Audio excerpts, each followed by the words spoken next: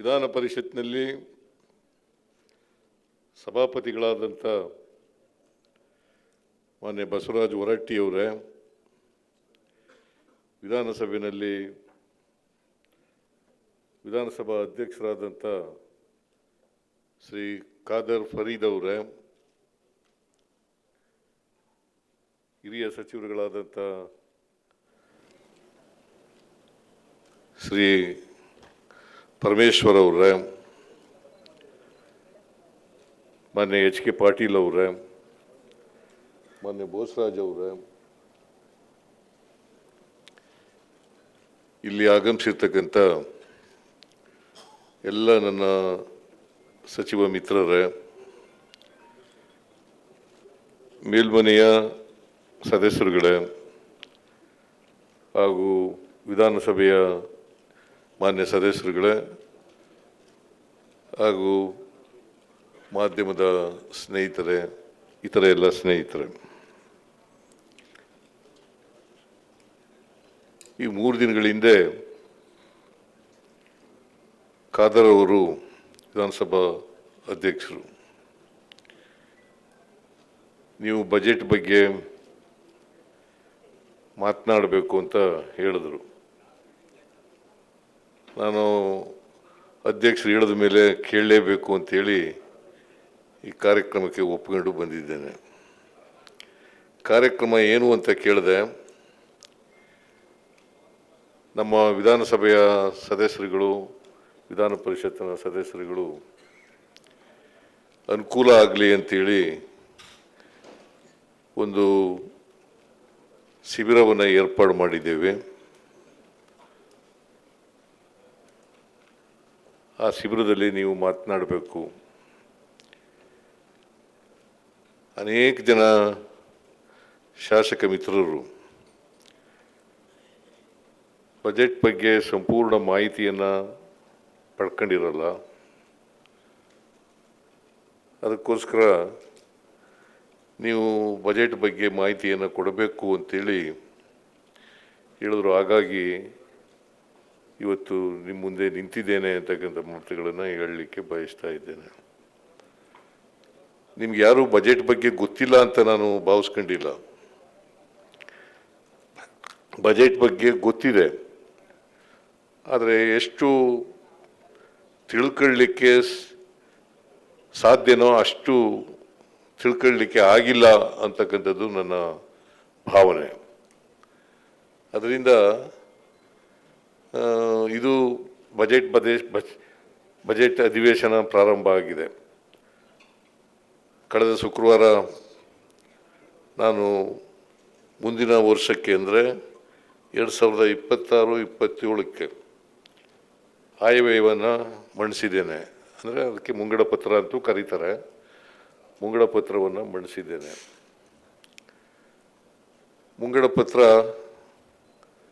2025-26ಕ್ಕೆ ಇದ್ದಂಥದ್ದು 4,09,18 ಕೋಟಿ. 4,09,18 ಕೋಟಿ. ಈ ಸಾರಿ ಬಜೆಟಿನ ಗಾತ್ರ 4,48,004 ಕೋಟಿ. ನಾವು 2025-26ರಲ್ಲಿ ಬಜೆಟಿನ ಅಂದಾಜುಗಳನ್ನು ಸಂಪೂರ್ಣವಾಗಿ ಅನುಷ್ಠಾನ ಮಾಡಲಿಕ್ಕೆ ಸಾಧ್ಯ ಆಗಲಿಲ್ಲ, ಖರ್ಚು ಮಾಡಲಿಕ್ಕೆ ಸಾಧ್ಯ ಆಗಲಿಲ್ಲ. ಕಾರಣ ಯಾಕಪ್ಪ ಅಂತಂದರೆ, ಒಂದು ಕೇಂದ್ರದಿಂದ ನಮಗೆ ಬರಬೇಕಾಗಿದ್ದಂಥ ಅನುದಾನ ಬರಲಿಲ್ಲ. ಸೊ ಹಾಗಾಗಿ ನಾವು ಬಜೆಟ್ನಲ್ಲಿ ಹೇಳಿದಂಥ ಒಟ್ಟು ಖರ್ಚನ್ನು ತಲುಪಲಿಕ್ಕೆ ಸಾಧ್ಯ ಆಗಲಿಲ್ಲ. ಅದರಿಂದ ನಾವು ಕೊರತೆ ಬಜೆಟನ್ನು ಮಂಡಿಸಬೇಕಾದಂಥ ಪರಿಸ್ಥಿತಿ ನಿರ್ಮಾಣ ಆಯಿತು. ಮಧ್ಯಕಾಲದಲ್ಲಿ GST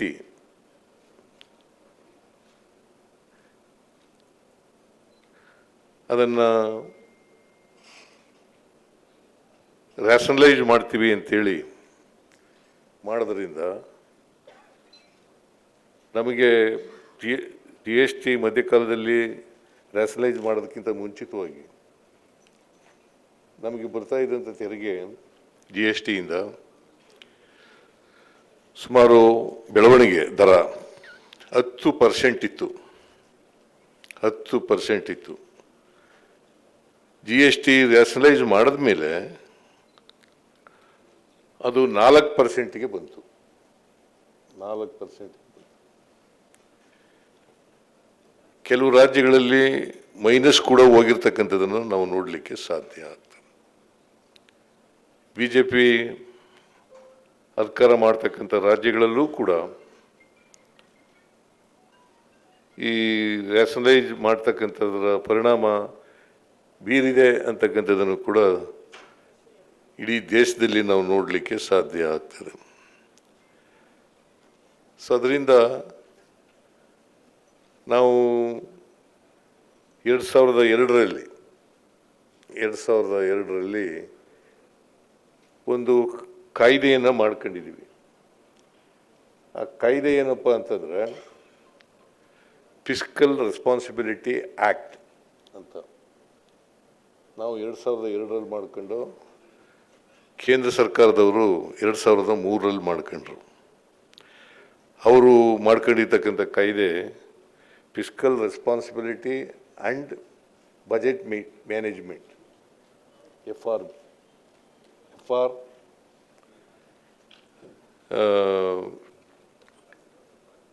FRBM ಅಂತ ಹೇಳಿ ಮಾಡ್ಕೊಂಡಿದ್ದಾರೆ. FRBM fiscal responsibility and budget management ಅಂತ ಮಾಡ್ಕೊಂಡಿದ್ದಾರೆ. ನಾವು 2002ರಲ್ಲಿ ಫಿಸ್ಕಲ್ ರೆಸ್ಪಾನ್ಸಿಬಿಲಿಟಿ ಆ್ಯಕ್ಟ್ ಅಂತ ನಾವು ಮಾಡ್ಕೊಂಡಿದ್ದೀವಿ. ಅದರ ಪ್ರಕಾರ ಒಂದು ರಾಜ್ಯದ ಹಣಕಾಸಿನ ಪರಿಸ್ಥಿತಿ ಚೆನ್ನಾಗಿದೆ ಅಂತ ಹೇಳಬೇಕಾದ್ರೆ ಫಿಸ್ಕಲ್ ರೆಸ್ಪಾನ್ಸಿಬಿಲಿಟಿ ಆ್ಯಕ್ಟ್ನಲ್ಲಿ ಪ್ರಮುಖವಾಗಿ 3 ಮಾನದಂಡಗಳನ್ನು ಹೇಳಿದ್ದಾರೆ. 3 ಮಾನದಂಡಗಳನ್ನು ಹೇಳಿದ್ದಾರೆ. ಒಂದನೇ ಮಾನದಂಡ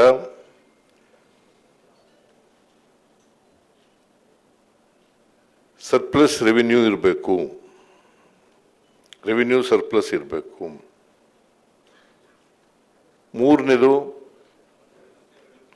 ಎರಡನೇದು ಫಿಸ್ಕಲ್ ಡಿಫಿಸಿಟ್ 3% ಒಳಗಡೆ ಇರಬೇಕು.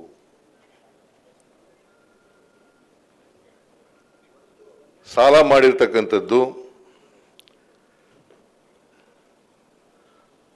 ಮಾಡಿರ್ತಕ್ಕಂಥದ್ದು GSDP ಅಂದರೆ ಗ್ರಾಸ್ ಡೊಮೆಸ್ಟಿಕ್ ಪ್ರಾಡಕ್ಟ್. GSDP ಇದೆಯಲ್ಲ, ಗ್ರಾಸ್ ಸ್ಟೇಟ್ ಡೊಮೆಸ್ಟಿಕ್ ಪ್ರಾಡಕ್ಟ್, ಅದು 25% ಒಳಗಡೆ ಇರಬೇಕು. ಅಂದರೆ 25% ಒಳಗಡೆ ಇರಬೇಕು.